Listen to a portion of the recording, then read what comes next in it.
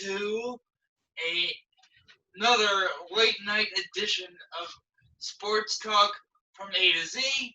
I am once again your host, Avery Schaefer, here with Zan Bando to discuss a variety of things, including the Pac-12 boycott in college football and Illinois basketball fans.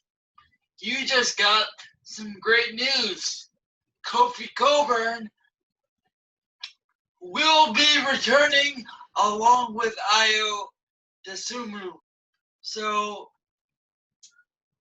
let's start with that, shall we? Yeah, so big news Friday night. For those of you who don't know, Ayo Dosunmu was either between the NBA or returning to Champaign for year number 3. And at about 8:30 Friday night, a video was released with Dosunmu shooting hoops in Chicago. And as you can tell from the video, it was very, very well made and very well edited. He has a wonderful team working for him, or whoever or whoever made it rather, and you can hear him just say goals that he had for himself, both related to the NBA and college basketball. It leaves you with a cliffhanger. You have to wait till the end of the video to see what he decides, or to see what he decided. He eventually ended it with 2 simple words, and that was "I'm back," or one simple phrase, "I'm back year 3. So that answers that question. Ayo Dosunmu will be back with the Illini for his 3rd season as they look to continue their run of success. As last year, they improved from 12 wins to 21 wins, and we're in the thick of the Big Ten title race all the way up until the final day of the season. And then, of course, Kofi Coburn will be returning to the Illini for his 2nd season. The sophomore big man is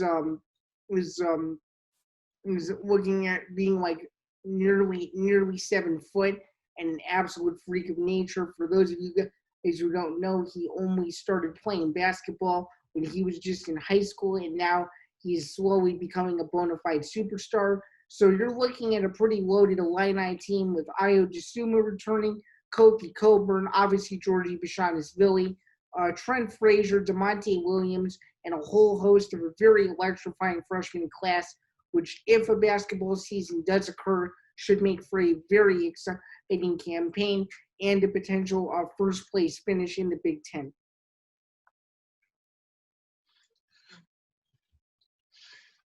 So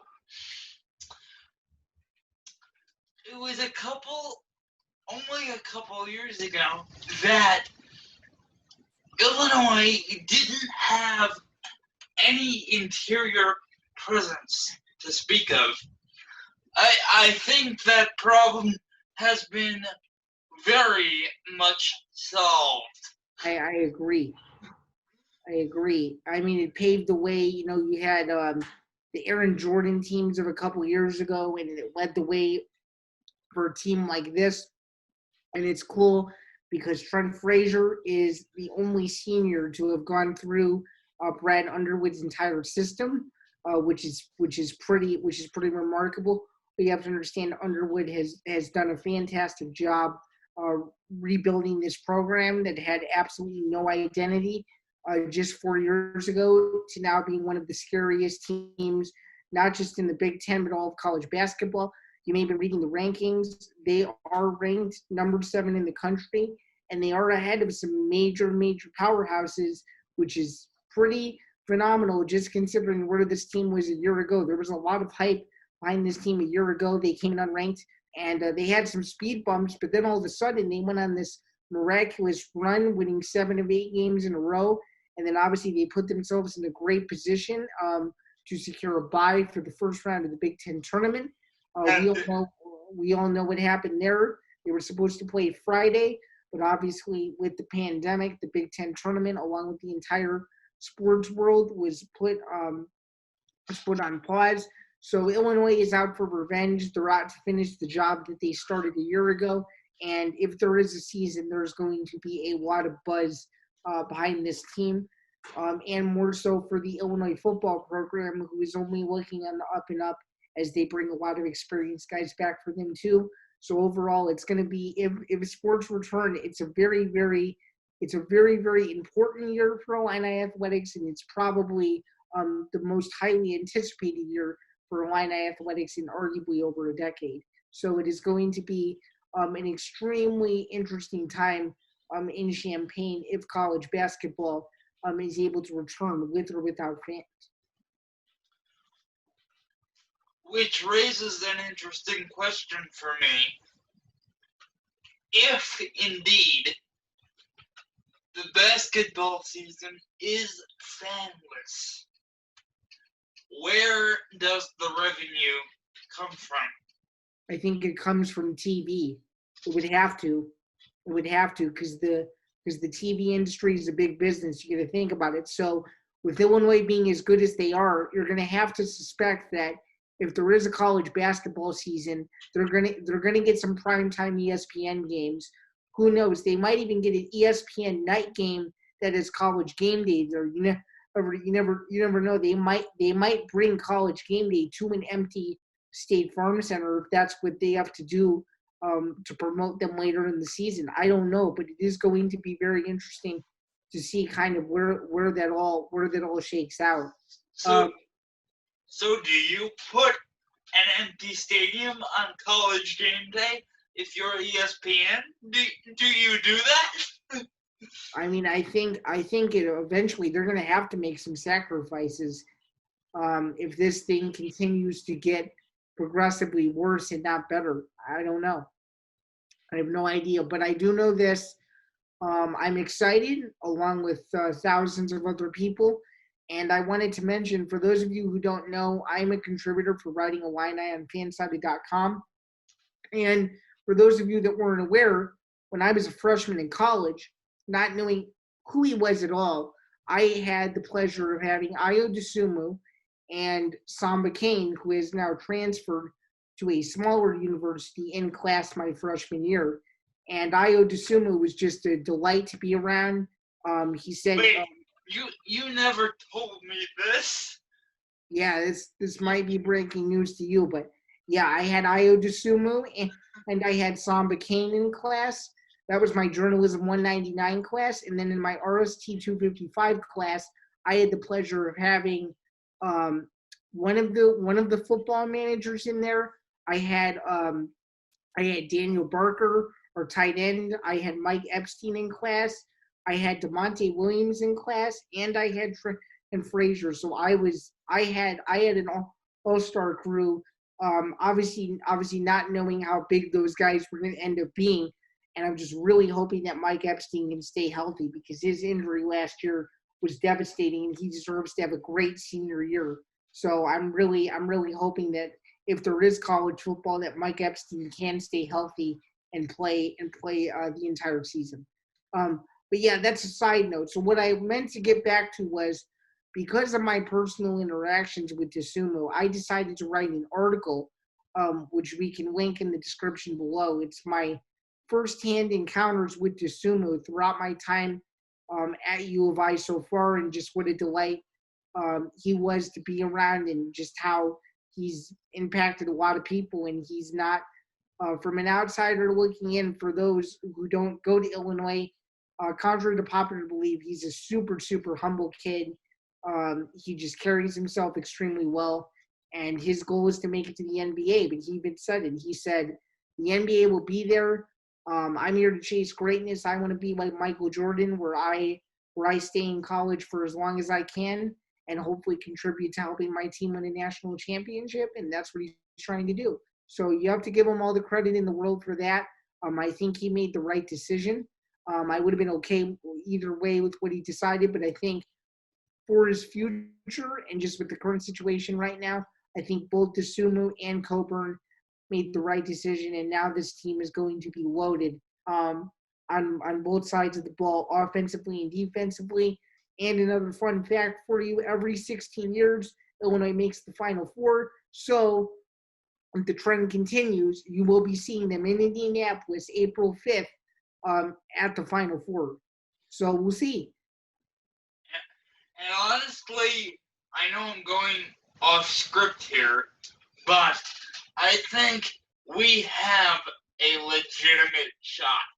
Oh, I agree. Illini fans, I don't think I don't think people would disagree with you. I think they have a real shot at it myself. I agree.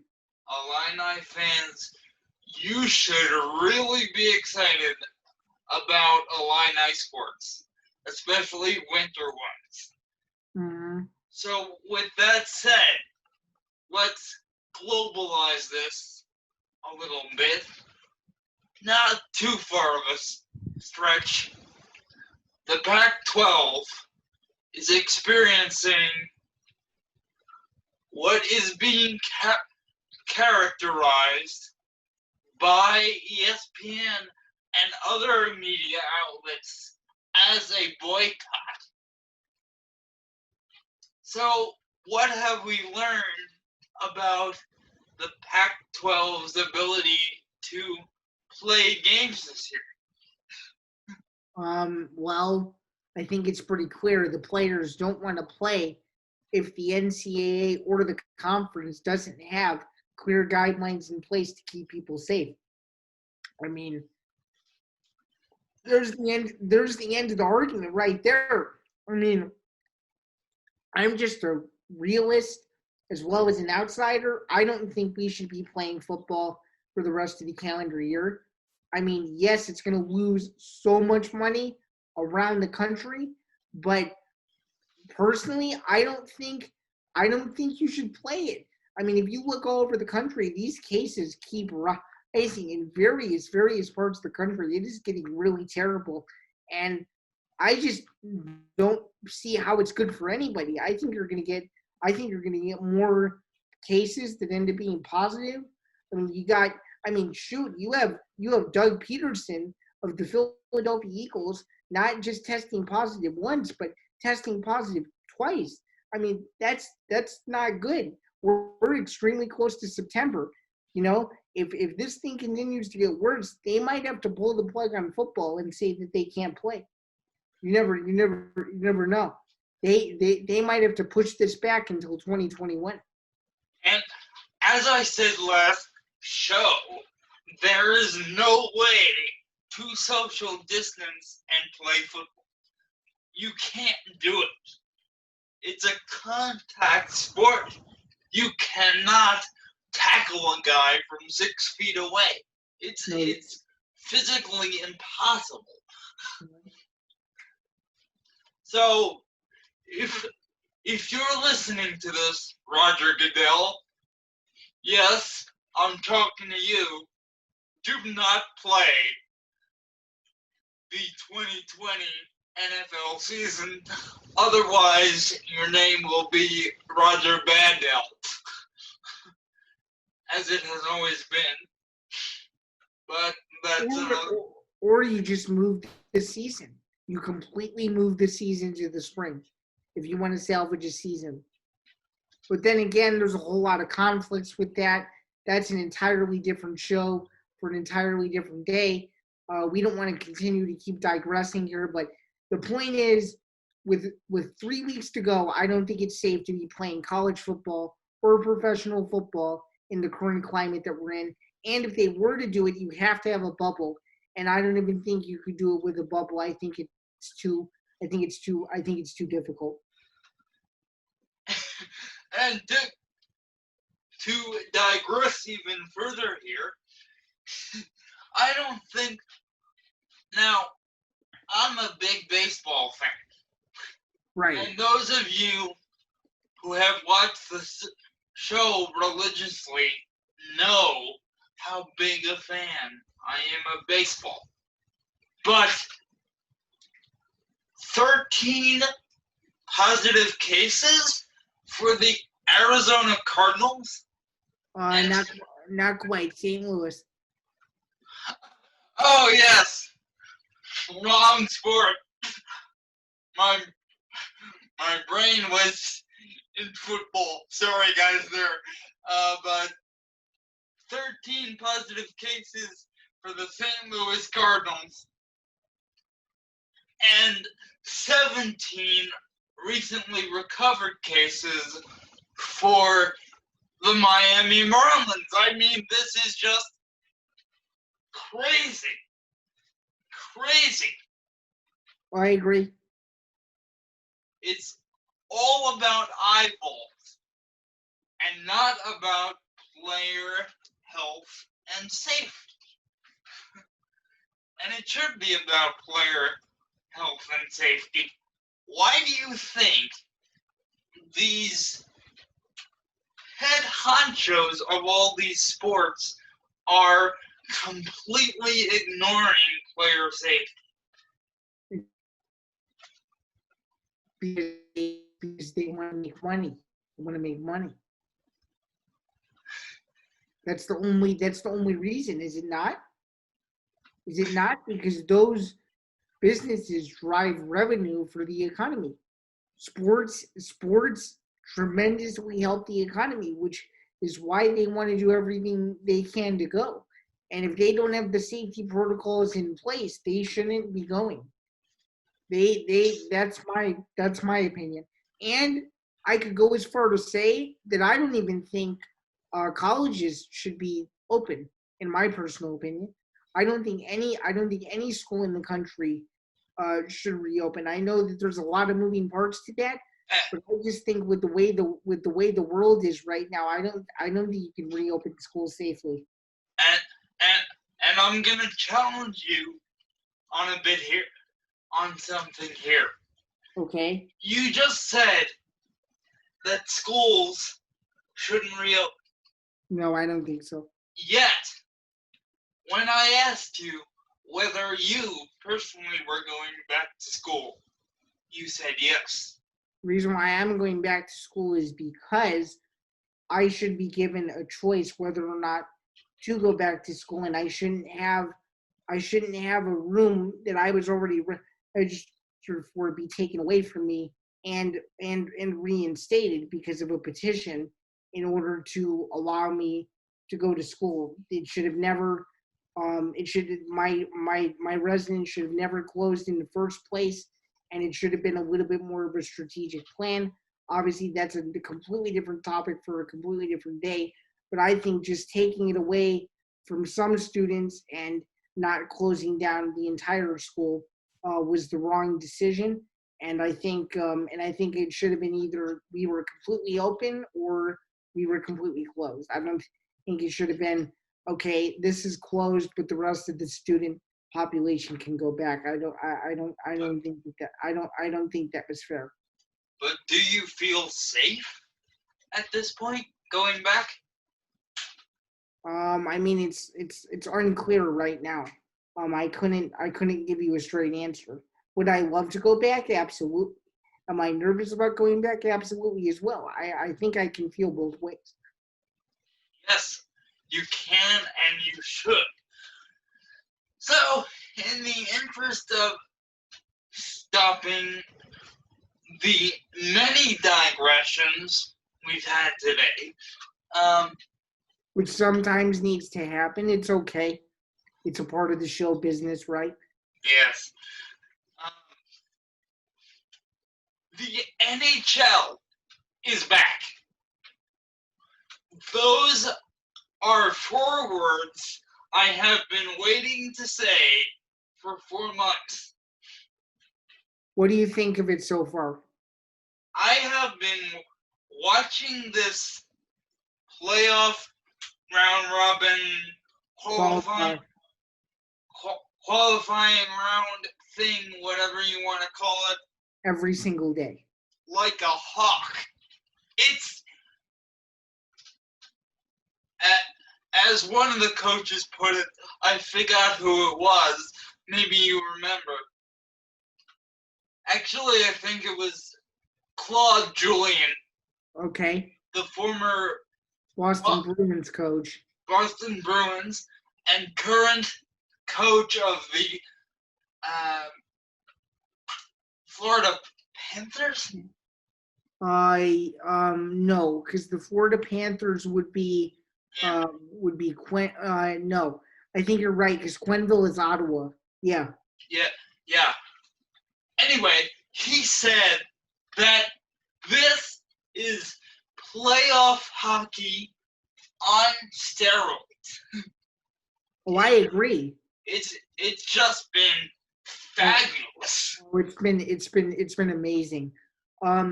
Just really quick, what are your initial impressions of the Chicago Edmonton series, and do you see it going 5 games after what happened last night? That that thing is going 5. That Edmonton has a host of good, fast, forechecking players, the best of which arguably is a youngster by the name of Connor McDavid. He scored the first goal 58 seconds in last night. That guy is a stud. 100%. A young Alexander Ovechkin-esque player. It's a pretty darn good comparison considering it's his first real playoff series that he's ever been in. Not discounting the one against Calgary a couple years ago, but I think that this is big for him. Okay, so looking at the round robin, who do you see sneaking in out of the East and West? Wow. Okay. Did you see I am going to. Philadelphia maybe sneaking in there? Or no? Do you see Philadelphia getting in or no? Well, can their young goaltender, the 20-year-old, keep it up? That's the question. If he can, then yes. If he can't, then no. Do you remember what his name is? Because I don't. Where I can help you.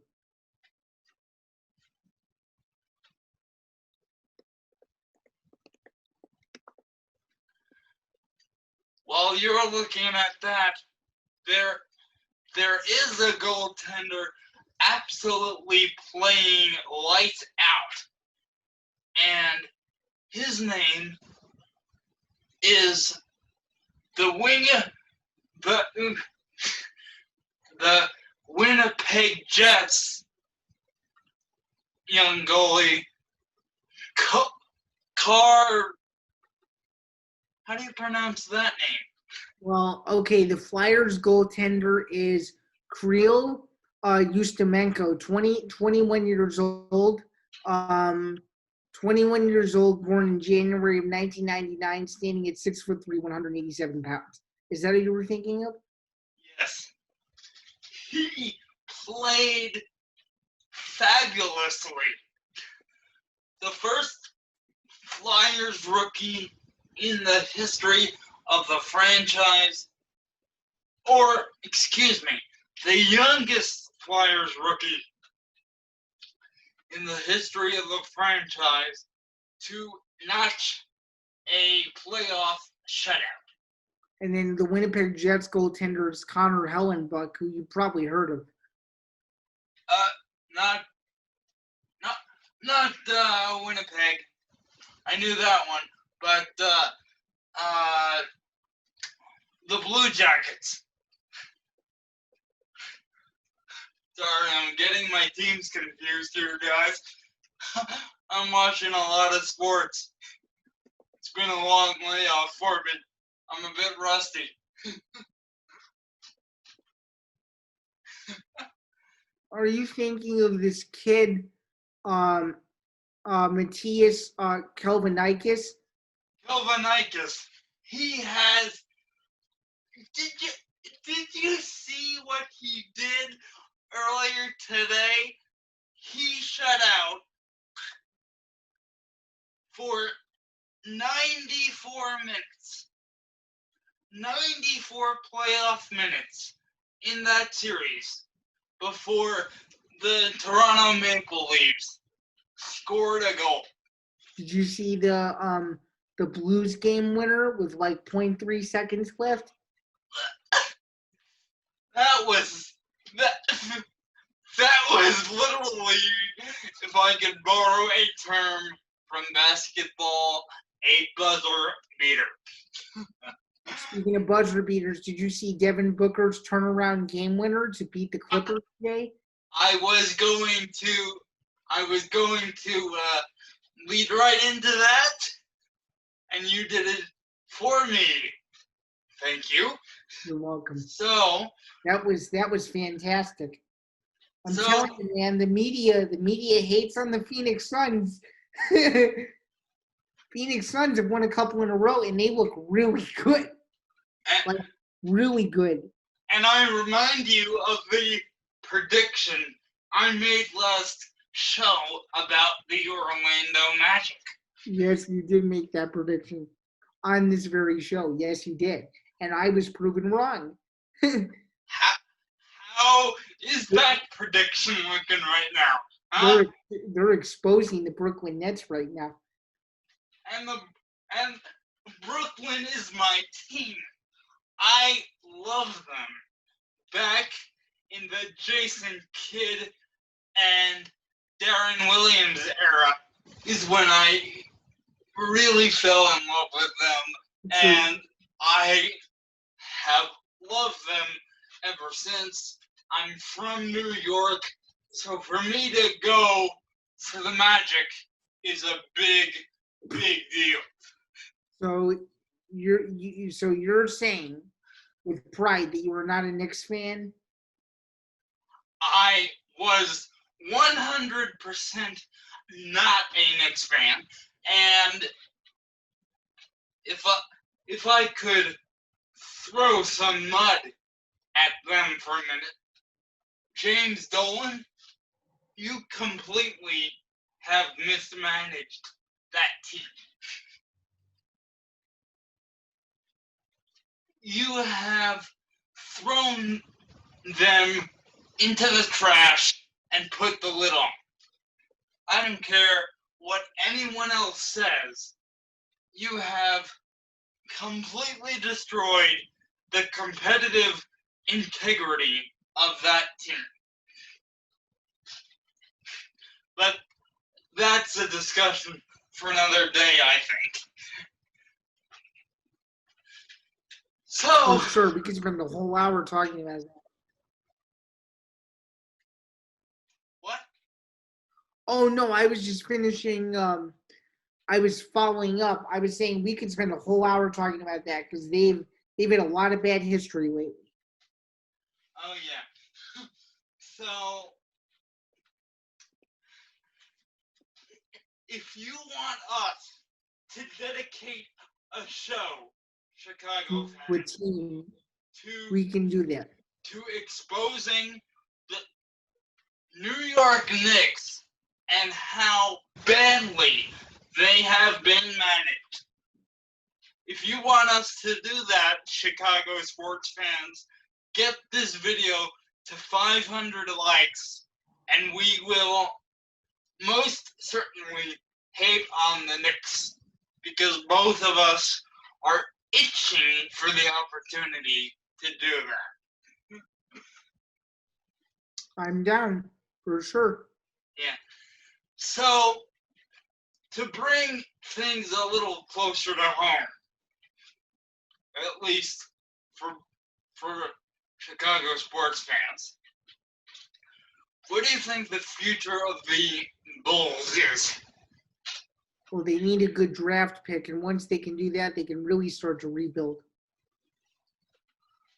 I am waiting for that team to get someone like a Kemba Walker back in the 2011 college draft. I think it was 2011. Am I right? Yeah. Yes, for UConn.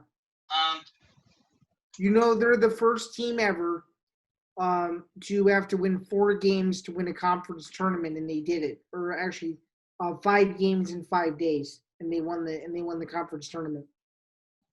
I did not know that, mm-hmm. but Kemba Walker was one of the best college players to come out of UConn on the men's side that you've ever seen.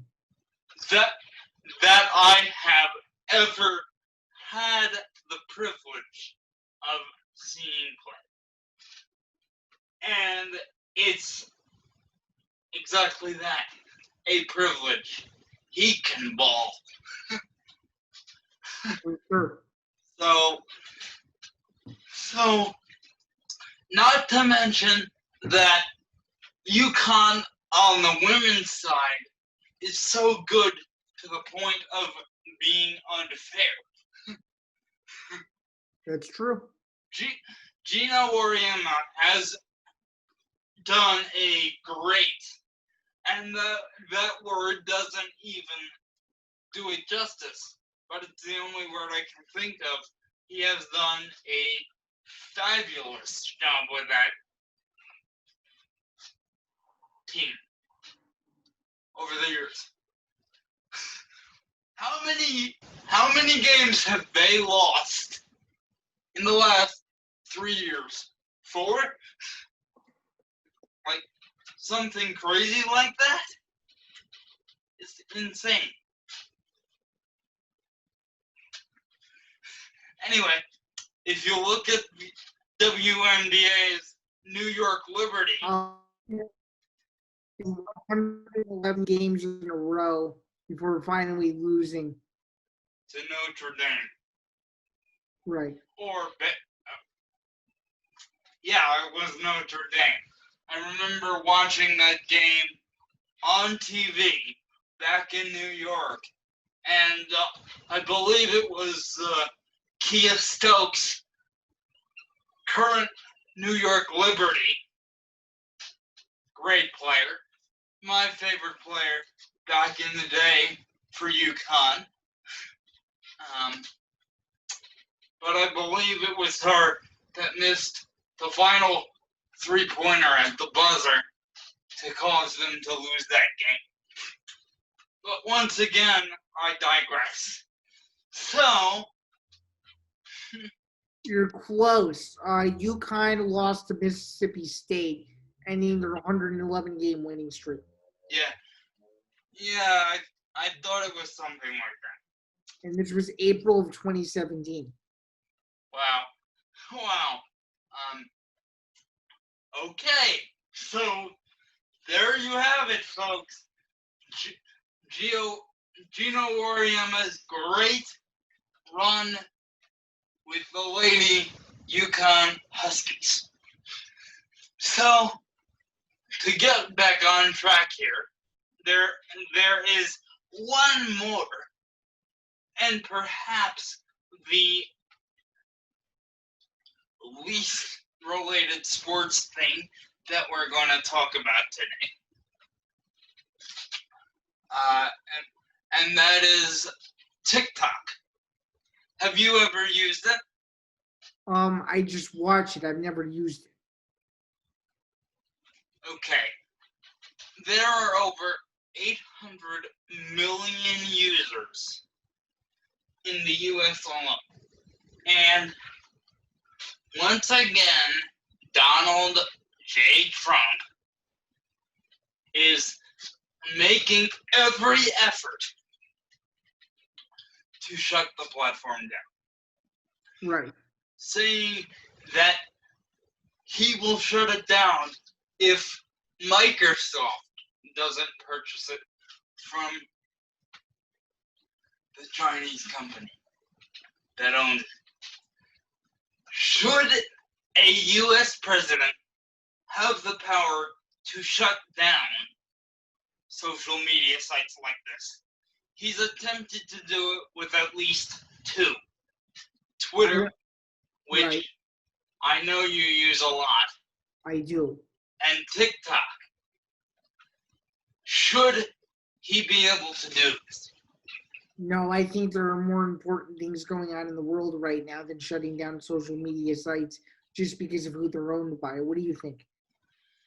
Especially because social media sites are the main way that consumers of news are getting information about a very prolific disease that is ravaging our country at the moment and the world. It is called COVID-19. And it is the reason why I am not returning to school for what would be my senior year, even though I am on a 5-year plan, so I get an extra year anyway, but still, I'm being cautious right now. The president is not. No, There is no sugarcoating that. no, he is not. So, to kind of tie all the things together before we go here, sports has obviously had a role in my return to normalcy. Like, every night I flip on a sports game, and now I can do that. But at the same time, I'm saying it's dangerous to give me the opportunity to do that through playing sports. So you could say I'm speaking with a forked tongue. So what can we do as Americans attempt to return to normalcy in this? I believe I'm qualified in calling it an unprecedented time. I think Americans, when it comes to consuming sports, should do what they feel is best for them. Sports, for most people, is an escape from reality and gives them something to be happy about, while other people don't really feel it's an important part of their day-to-day life. I personally think it's great. I like having sports back. I just want to see people be safe while doing it. And we have to get back to some normalcy somehow. And I think sports are the way to do it. I mean, the UFC has proven that they can do it safely.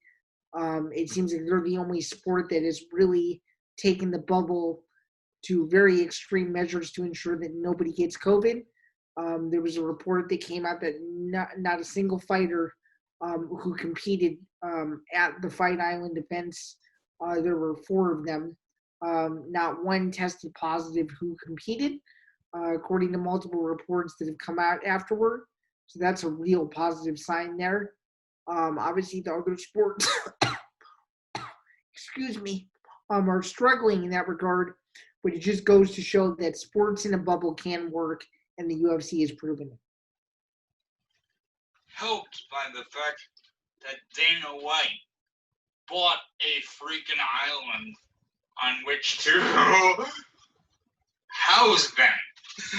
Right. And we can get back to that in a future episode too. So I know we've been kind of all over the place today, but we wanted to give you a global understanding of what's going on, and sports is fighting its way back to semi-normalcy, and we hope it continues to do so. For Avery Schaefer, this is Zan Bando saying so long for another episode of Sports Talk from A to Z. Bye, guys. Have a good one. Thank you for listening, as usual.